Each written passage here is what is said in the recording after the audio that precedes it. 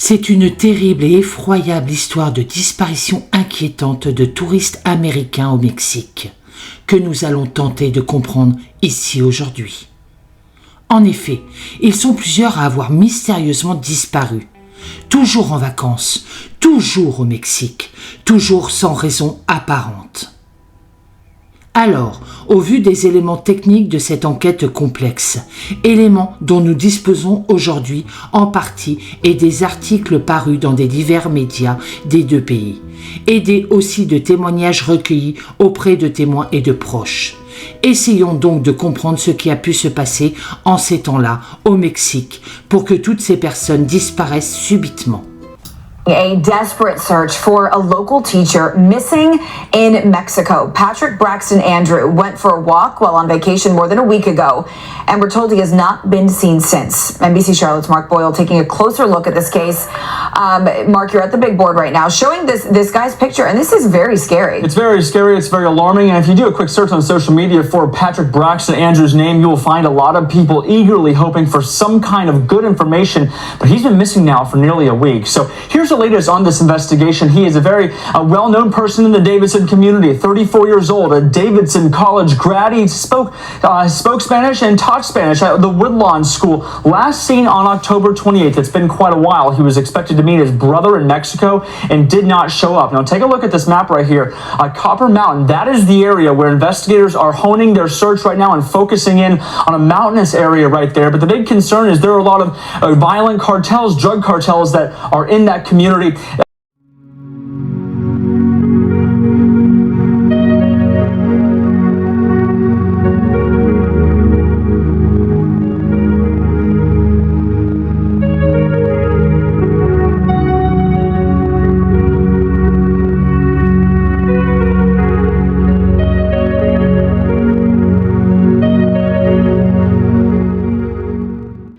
Aloha, j'espère que vous allez bien.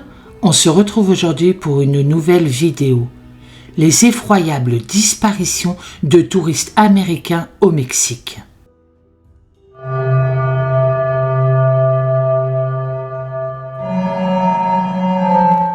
Avec ses paysages à couper le souffle et sa culture riche, le Mexique, ce grand voisin du sud des États-Unis, peut sembler être un paradis sur terre pour les touristes.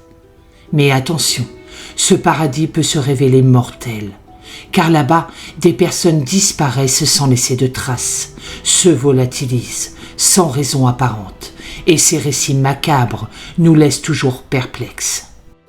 Selon le registre national des personnes disparues au Mexique, on relève qu'au moins 47% des disparitions étaient commises par les autorités de l'État, et que 91% des victimes n'avaient aucun lien avec le crime organisé. Dans tout le pays, 75% des personnes portées disparues sont des hommes et 25% sont des femmes. Les États de Jalisco, Tamaulipas et Estado de Mexico ont le plus grand nombre de personnes disparues, tandis que Nuevo León a l'un des plus grands nombres de municipalités avec le taux par habitant le plus élevé de personnes disparues.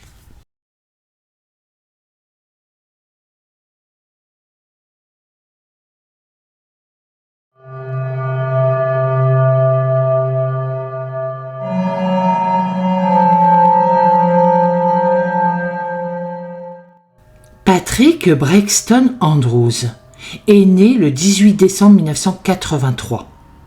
Au fil des années, la passion de Patrick pour l'exploration l'avait conduit dans de nombreux endroits remarquables du globe. L'été 2018 marqua son premier voyage en dehors des États-Unis et il visita l'Asie du Sud-Est. Pourtant, c'est l'Amérique latine qu'il préférait. Les gens, la nourriture, les différentes cultures unies par une langue magnifique. Tout cela résonnait fort en lui. Et maintenant, il était au Mexique, profitant d'un court séjour avant de rentrer chez lui. Comment aurait-il alors pu savoir qu'il allait disparaître et qu'il trouverait une fin prématurée et insensée?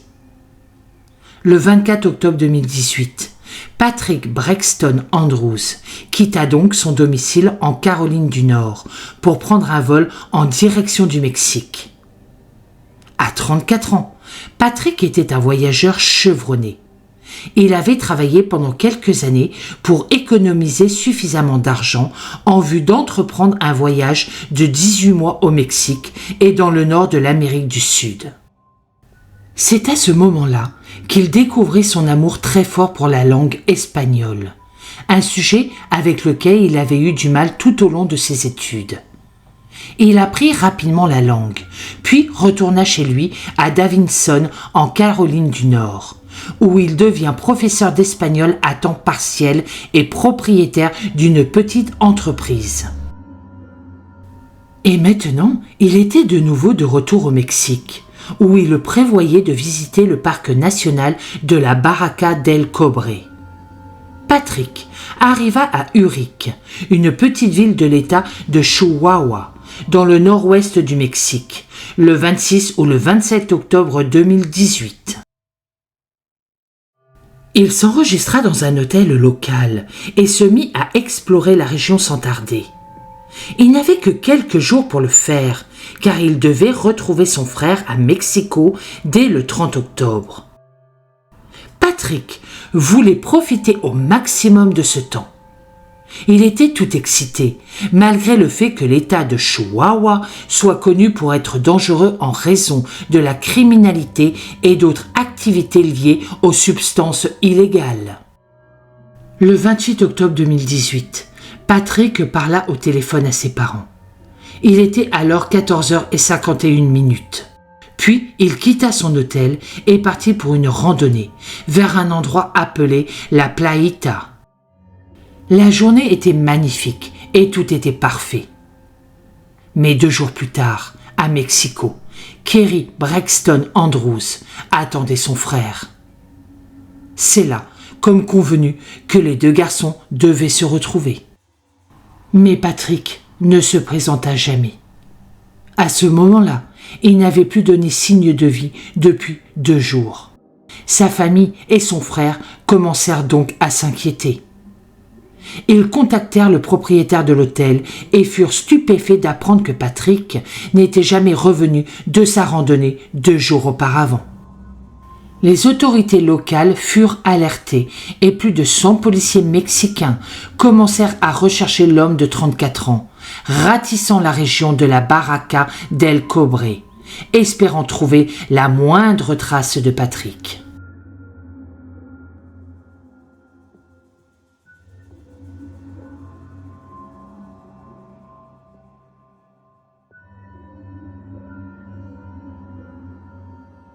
Ils cherchèrent à pied, en véhicule, avec un avion et des drones, mais rien n'a été retrouvé. C'était comme si la terre avait subitement englouti Patrick.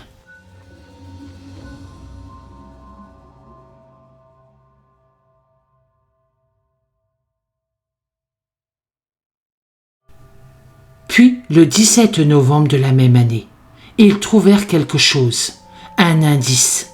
Un corps en réalité, à environ 1 kilomètre de la route menant du village de Guapaleina à Las Lacas Urique. Les autorités l'identifièrent rapidement comme étant celui de Patrick Braxton Andrews. Les choses ne firent que se compliquer. Comment cela se pouvait-il ? La zone avait déjà été fouillée de fond en comble. Le corps avait été trouvé sur une surface rocheuse, dans une zone sans végétation. Comment se faisait-il alors qu'il était recouvert de terre rougeâtre et de feuilles de pin ? Il fallut en réalité peu de temps et une autopsie pour comprendre ce qui était vraiment arrivé à Patrick Braxton Andrews. Il avait été abattu d'une balle dans la tête, enterré quelque part dans les montagnes, puis déterré à la hâte et jeté sur la route, là où la police l'avait finalement retrouvé. Mais pourquoi ? L'enquête continua et le gouverneur de Chihuahua déclara que Patrick avait été assassiné, sans doute par des membres d'une cellule de trafic de stupéfiants du cartel de Sinaloa. Il est fort possible que Patrick ait été pris pour un agent de la DEA américaine et qu'il ait été tué par le notoire trafiquant José Noiriel Portillo Gil, alias El Chueco, ou par l'un de ses hommes de main. Les rumeurs selon lesquelles Patrick aurait été victime d'une transaction qui aurait mal tourné furent rapidement rejetées par les autorités mexicaines, qui décrivèrent l'homme comme une victime innocente qui a eu la malchance de croiser la route d'El Chueco. Ainsi va le Mexique. Mais comment expliquer toutes ces disparitions et meurtres? De la malchance, sérieusement alors?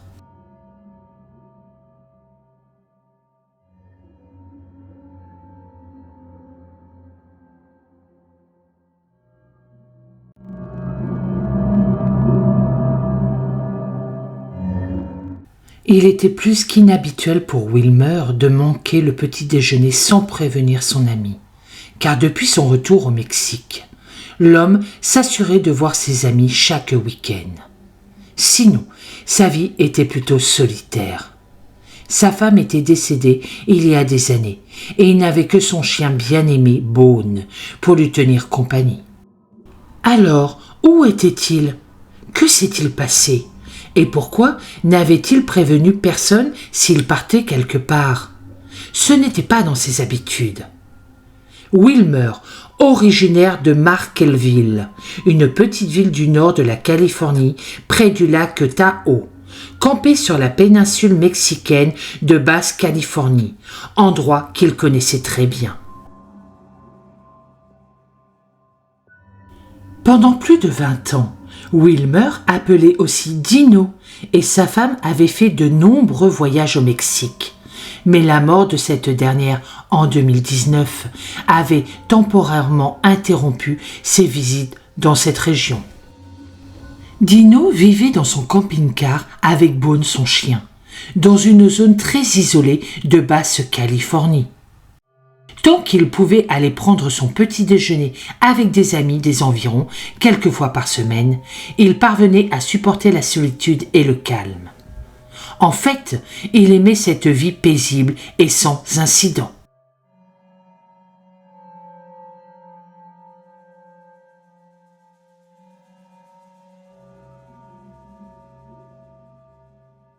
Bien sûr, il y avait eu cette vilaine histoire quelques mois auparavant. En fait, un accident de la route, avec 2 frères et sœurs mexicains.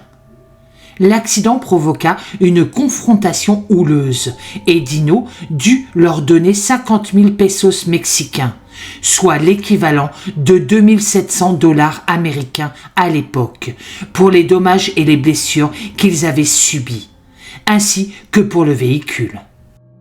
Après cette affaire désagréable, l'homme de 80 ans continua à vivre sur la péninsule.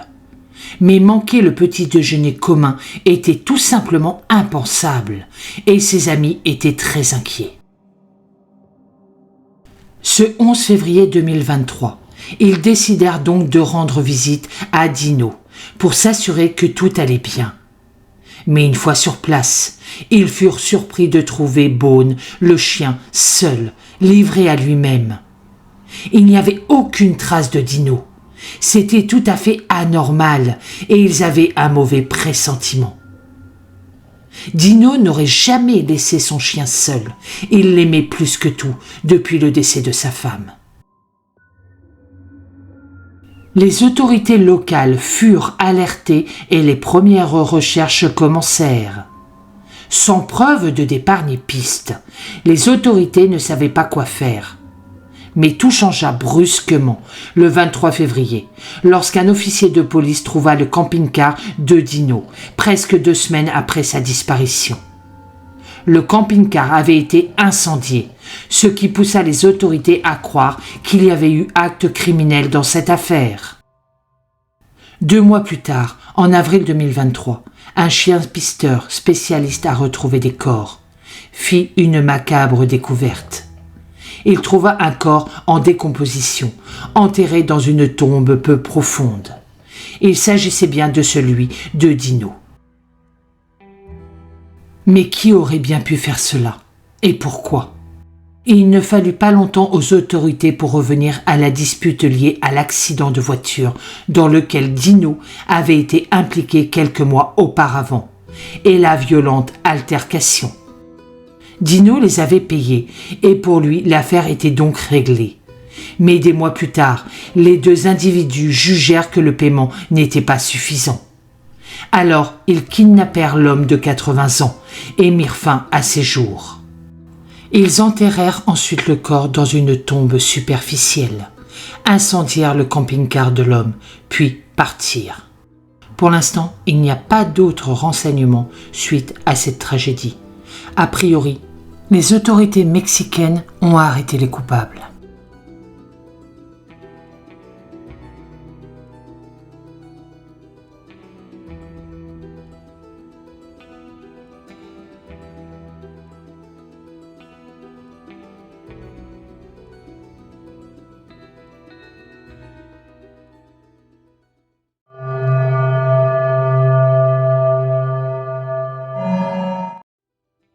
À 32 ans, Harry Devers était un véritable aventurier.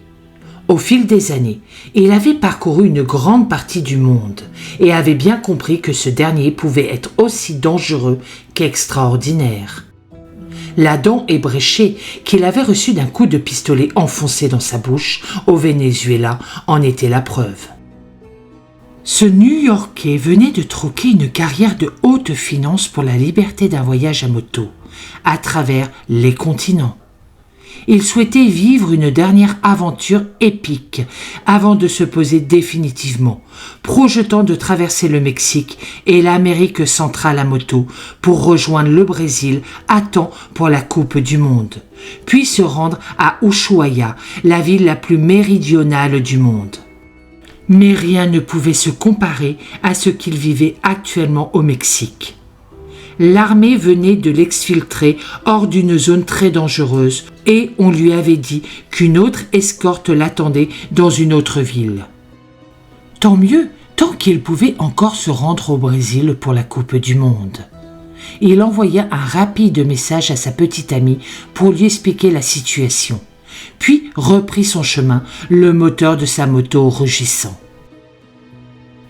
Mais Harry n'avait aucune idée de l'horrible sort qui l'attendait. C'était le 25 janvier 2014, lorsqu'il envoya son dernier message. Le voyage d'Harry l'avait d'abord conduit au Michoacán, au Mexique, où la situation semblait hors de contrôle. Après qu'un petit groupe de civils armés ait pris des mesures contre un cartel de stupéfiants majeur le mois précédent. Le gouvernement mexicain avait envoyé des milliers de soldats et de policiers pour tenter de maintenir la paix. La situation devenait de plus en plus tendue et dangereuse de jour en jour, et le Michoacán était désormais le pire endroit possible pour un touriste. 4 jours plus tard, le 29 janvier 2014, date anniversaire du décès du père d'Harry. La mère d'Harry, Anne Devers, attendait que son fils l'appelle, comme il le faisait toujours. Mais il ne le fit pas et sa mère, très inquiète, alerta les autorités.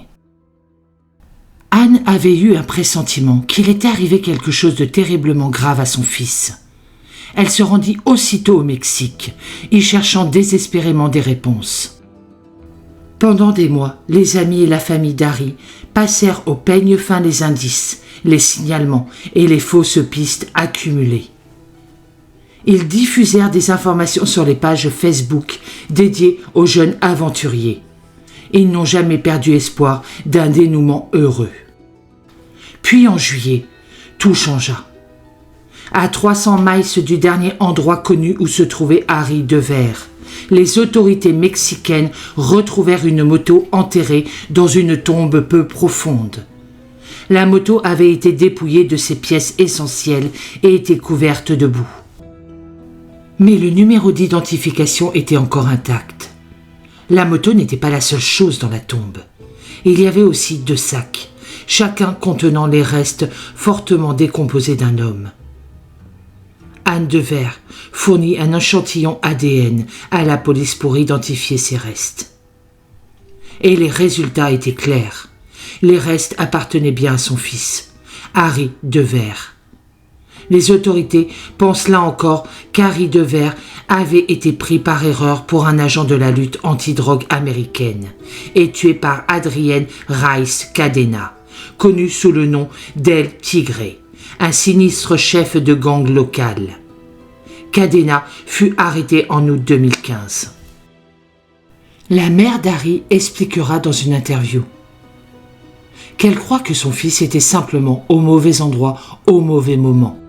Une victime de plus, innocente, des caprices de personnes très dangereuses et cruelles.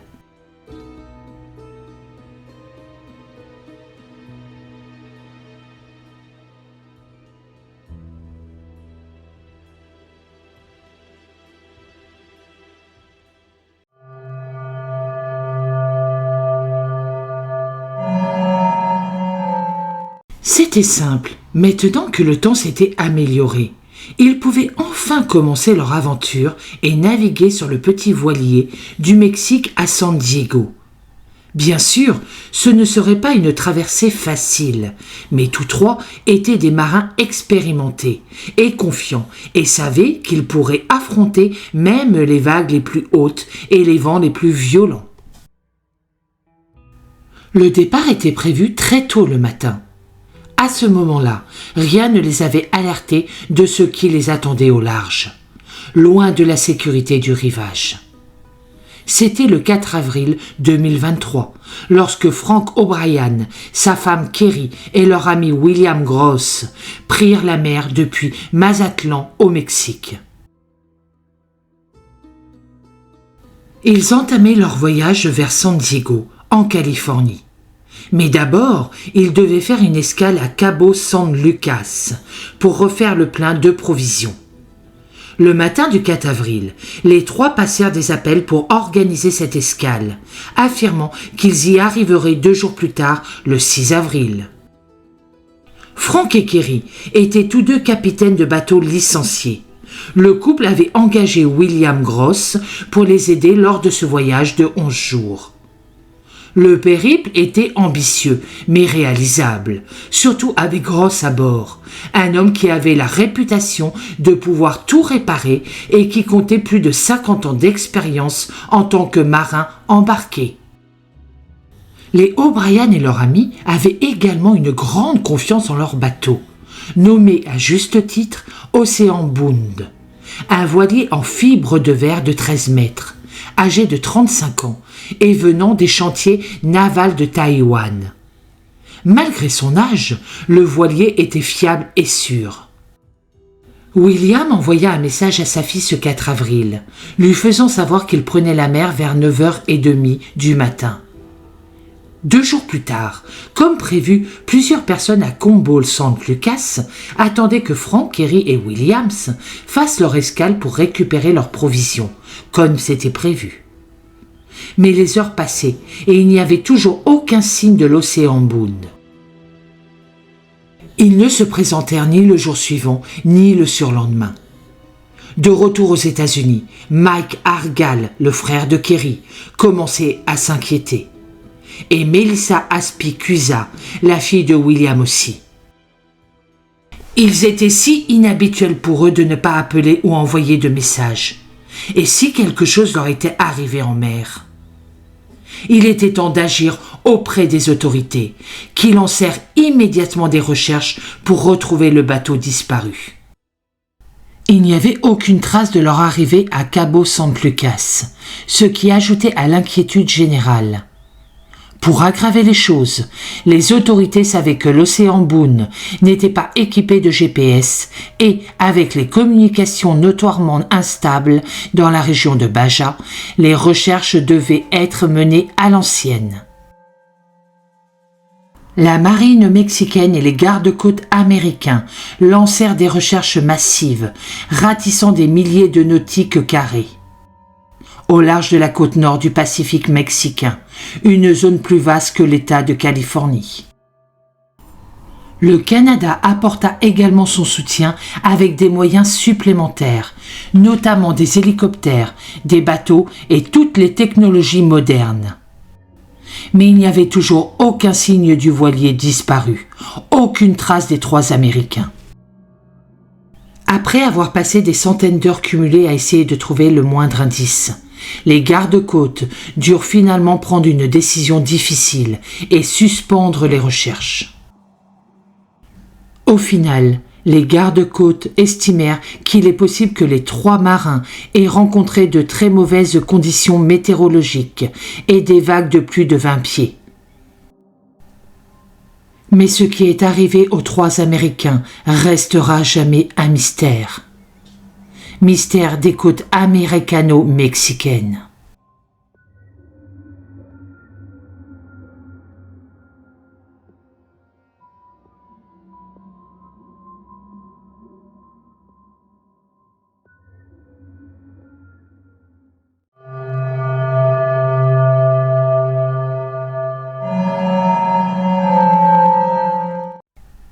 C'était le 24 novembre 2022. Corey Allen, Yeon-Soo Kim et leur fille de 14 ans étaient en vacances. Ils avaient quitté leur domicile de Flagstaff, en Arizona, et séjournaient maintenant dans une maison louée à Puerto Penasco au Mexique, également connue sous le nom de Rocking Point en anglais. C'est une petite ville située à 60 miles de la frontière avec l'Arizona. Le tourisme et la pêche sont les principales activités de la ville. Des touristes du monde entier viennent pour ces plages et ces agréables stations balnéaires. Il existe également de nombreuses activités pour les touristes qui préfèrent autre chose que bronzer. Ce jeudi-là, Corey, Yeon-Soo et leur fille décidèrent de faire du kayak. Il devait faire beau, mais la météo en décida autrement. Le temps empirait et les conditions étaient défavorables, avec une marée contraire extrême. Le kayak ne semblait plus être une bonne idée, surtout pour une fille de 14 ans. Corey décida alors qu'il était temps pour sa fille de retourner à la maison.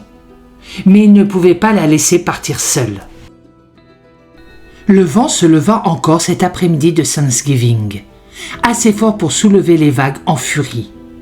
Soudain, manœuvrer un kayak ne semblait plus aussi simple. Ce n'était pas le genre de conditions que des amateurs pouvaient affronter.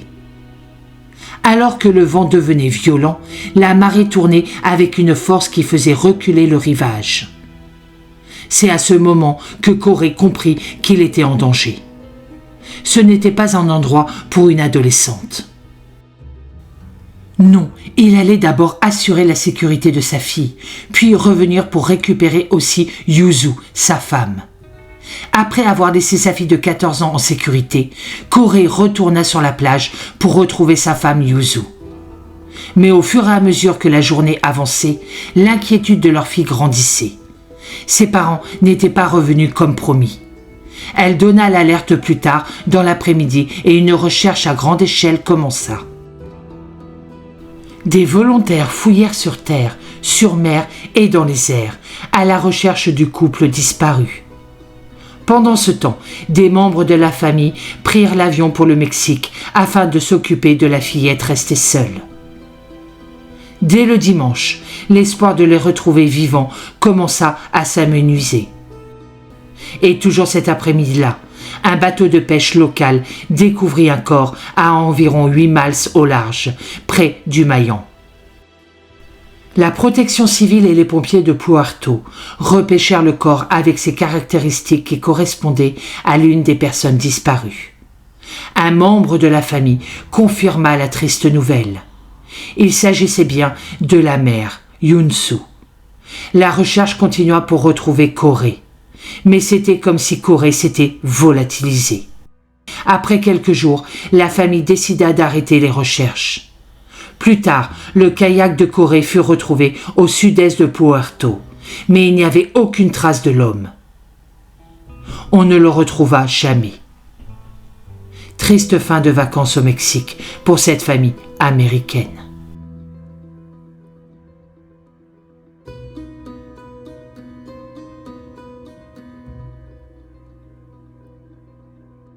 C'est la fin de cette vidéo. Je souhaite énormément de courage à toutes ces familles. Pour ma part, je vous souhaite une très bonne journée, je vous dis à bientôt dans une prochaine vidéo et surtout prenez soin de vous.